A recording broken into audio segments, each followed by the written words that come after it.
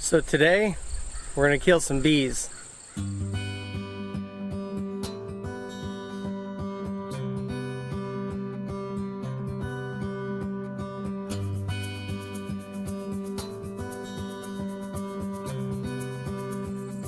So today we're beginning our fall treatment plans. The idea is to go through a series of condensings and checks to make sure the bees are in a good shape to get us into winter and then through the winter. That's our goal, is to overwinter the bees. We want to make sure that the bees are healthy, they're plentiful, and they've got good stores and good supplies going into our cooler time. Right now we are nearing the end of our goldenrod season.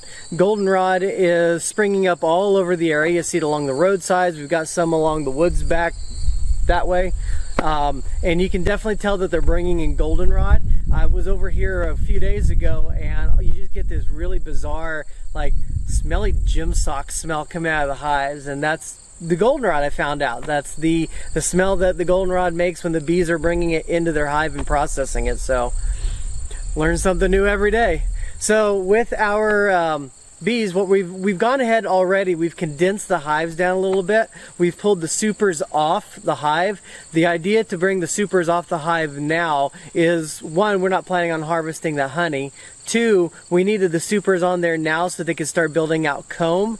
And right now the super is out in the middle of the property with the frames that had any type of nectar in it. We're just letting the bees rob it out so they can get the resources back. But we've gone ahead and done the condensing so that way we can now start feeding 2-to-1 sugar syrup with Honeybee Healthy. Honeybee Healthy is a product you can put in your syrup to help the bees be a little bit healthier. It just helps them get prepared to go into the winter months as well. So we can't put the Honeybee Healthy in the syrup if we've got supers on, unless that's what they're planning on keeping throughout the winter. So that's why we've removed the supers off the hive. Another one of our fall prep items for today is going to be getting into our hives and doing a mite check. We're going to use our Easy Check bee wash, and this is where we're going to be killing some bees.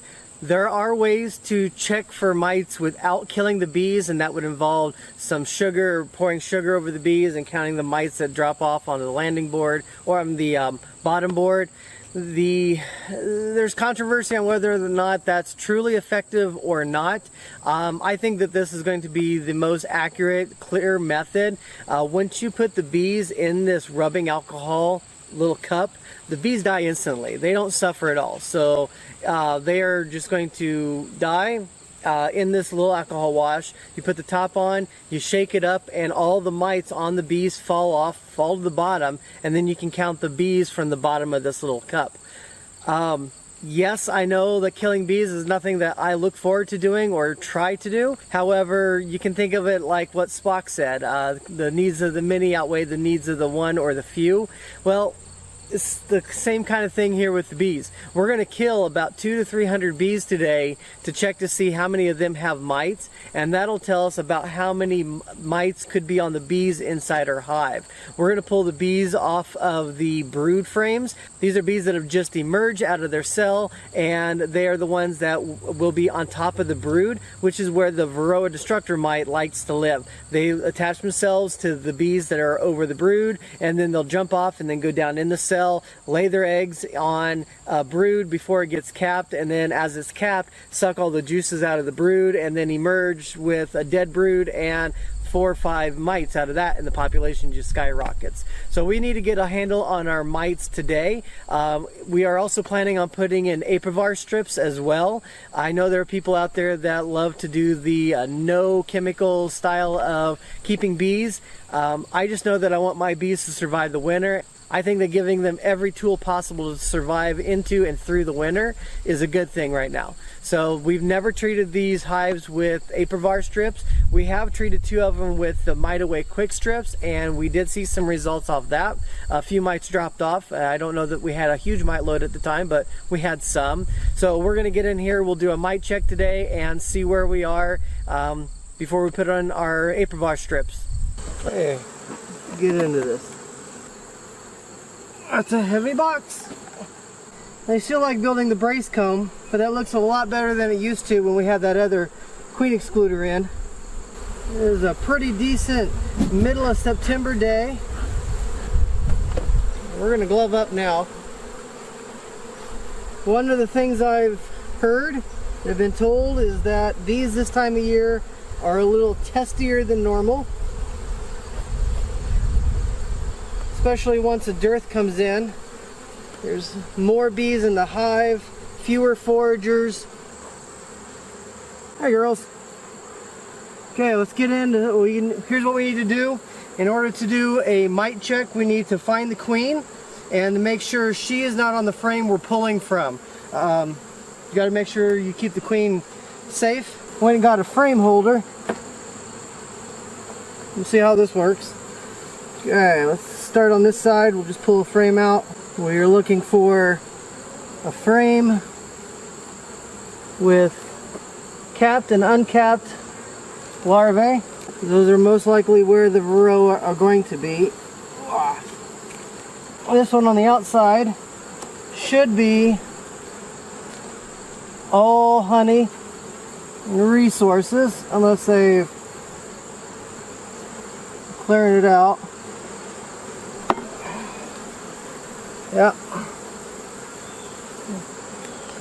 That's all honey on the back side, and nectar, some capped honey, and pollen on the front. Yeah, that looks like it's all resources also.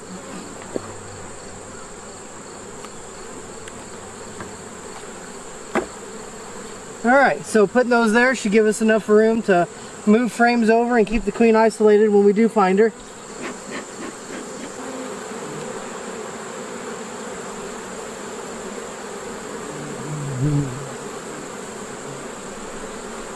Okay, we got capped brood here, more capped brood here, some larvae, not a lot though, most of it appears to be capped. That's just extra comb hanging off the bottom. Bees with bright yellow pollen, that's probably the goldenrod that's out there.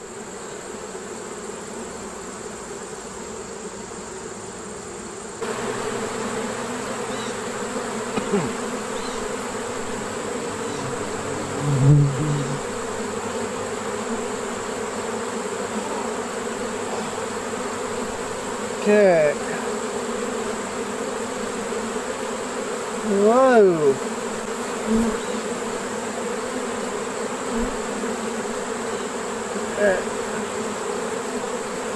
Wow, look, full frame of cap.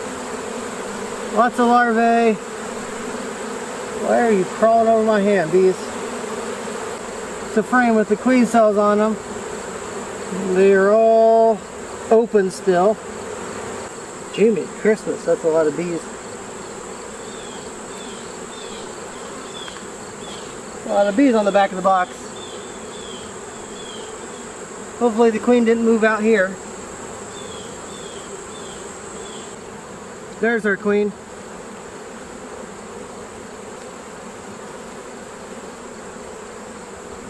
Alright, where'd you go?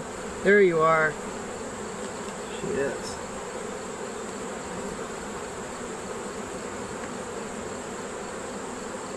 Okay, so now that I know where she is, let's put her in a queen clip. That way we know she's going to be safe.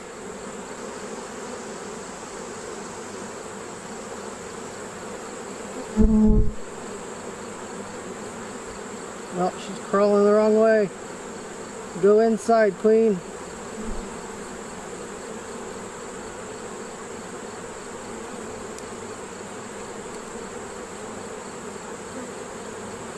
There we go.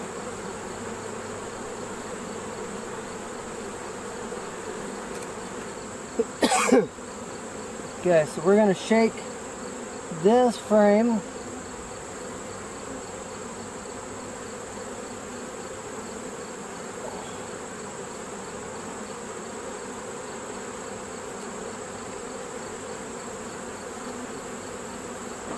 Into here.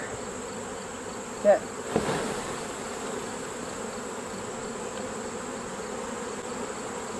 And then we want about a half a cup of bees, which is about 200 to 300.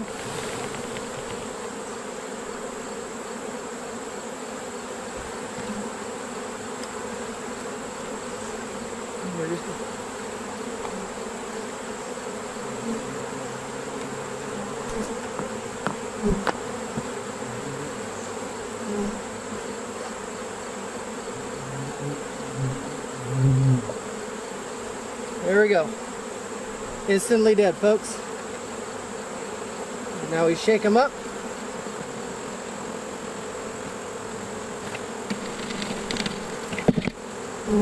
Okay, been shaking for about a minute. I don't know if you can see in there. 0 mites. 10 frame Italians.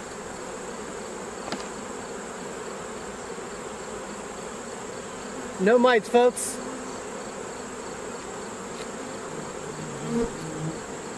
Feel bad we had to kill a couple hundred bees, but we know for certain that there are no mites out of that sample of bees.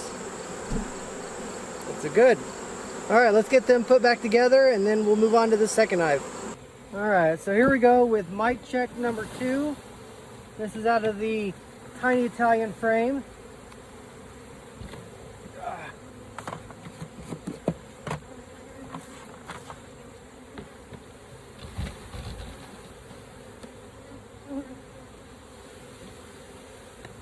A little bit more.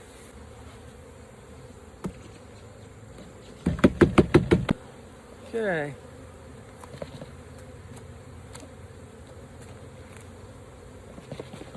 Let's see what we get out of the tiny Italians.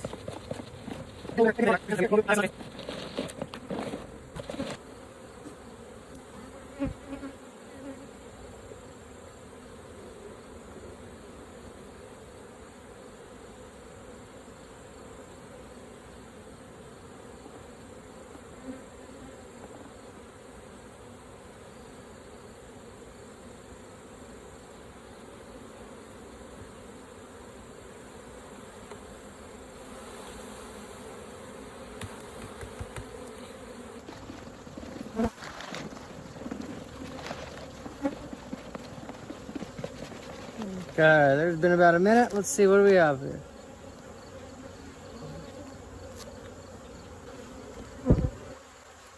One, two, three, four or five mites in there.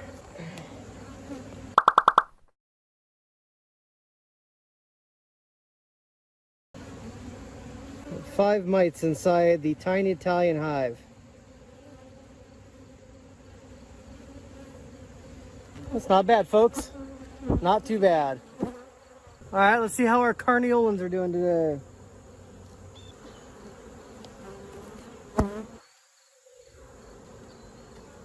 That was a beautiful pattern of eggs. It's a drone, big fat drone. See the big cells at the top of the frame? Those are drone cells. And same on this side. The bottom of your screen, those are also drone cells. Lots of uncapped larvae on this frame. This will be a good one to shake. All right, here we go.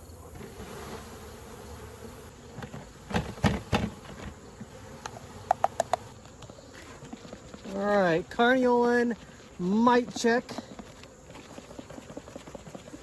Shake them up for about a minute. And then we'll see. So far, the 10 frame Italians had 0 mites. Our tiny Italians had 5 mites. And we'll see what our carniolans have, if any.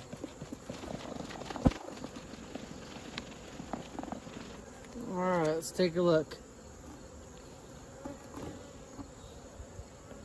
What do we have in here? We've got, 1, 2, 3, 4, 5, 6, 7, 8, 9, 10, 11, 12, 13, 14. Whoa. That's a lot of mites. So we are definitely giving Apivar to our Carniolans.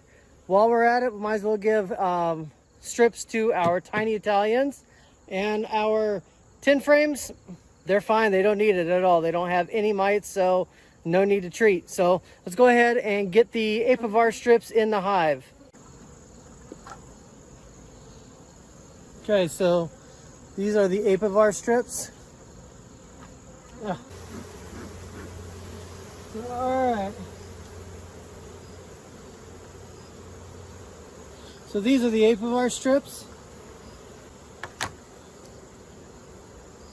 The bees are starting to get kind of testy, so I have to hurry. You pop that little tab out on that end, and you stick it down in the hive, just like that. And they're gonna go right next to the brood.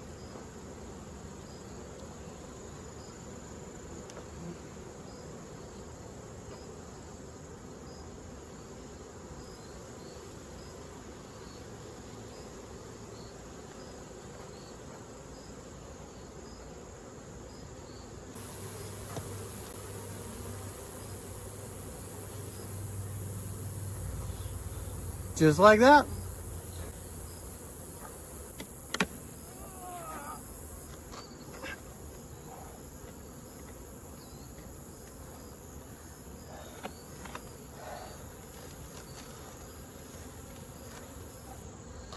Ow. I think I got stung on the back of the leg. Didn't see it. Just a sharp little pinprick. They're definitely not happy. All right, I'm just gonna wrap up. I'll come and put the Apivar in the Carniolans later. Let's just get them buttoned up. They are not happy right now. Oh, I'm gonna put the lid on backwards.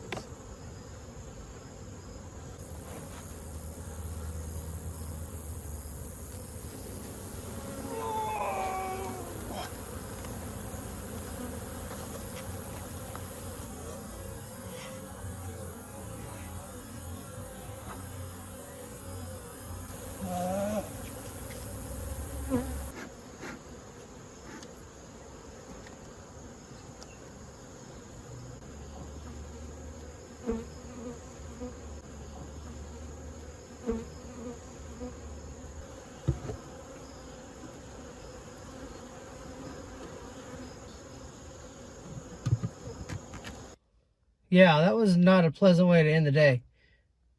The tiny Italians got a little rough with me.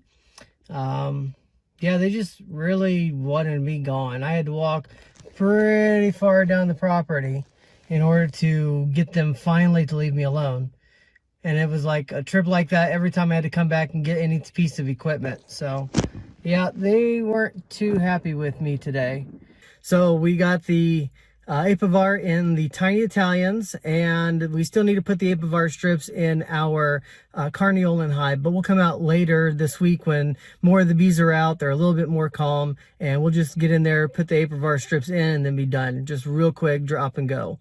Thanks for joining us today. It was a little bit more exciting of a video. Stay tuned later for some more videos. We're going to continue our winterization of the bees, and we've got some neat things we're going to give them to help them hopefully get through the winter time. So stay tuned. We'll come up with some more videos. Thanks for watching, and we'll catch you guys next time. Bye.